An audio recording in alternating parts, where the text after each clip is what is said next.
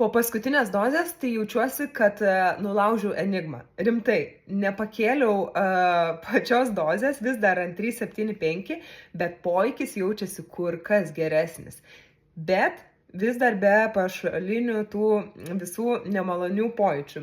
Tai ką aš padariau kitaip, ogi susileidau ne į pilvą, ne į ranką, o į šlaunį.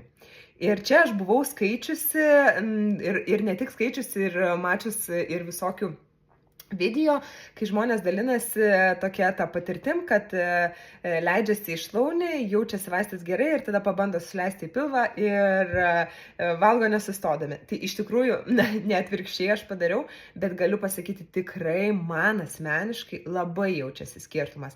Aišku, mes visi esam skirtingi ir tikrai negali pasakyti, kad visiems tai bus, nes kažkam girdėjau ir geriau į ranką, kažkam, tiesą pasakius, niekam negirdėjau, kad į pilvą būtų veiksmingesnis pojūtis, tiesiog į pilvą yra labai paprasta, lengva susileisti, tai, sakykime, į šlaunį leidžiantis truputėlį labiau skaudėjo.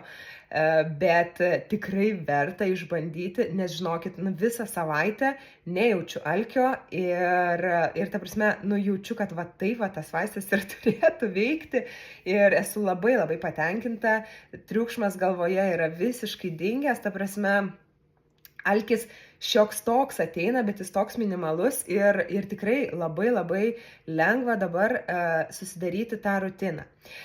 Vėlgi, apie rutiną norėčiau pakalbėti gal ir atskirai ir plačiau, bet turiu pasakyti tokį vieną dalyką, kad supratau, jog nors dabar vis dar mano ir protas, ir organizmas priešinasi kažkokiem rimtiem rutinos pokyčiam, ten tokiem kaip, nežinau, labai stiprus meal planningas ir panašiai, vis dar man norisi pailsėti mintimis nuo to didelio spaudimo, kurį aš iki šiol savo tikrai buvau susikūrusi ir jį patyriau.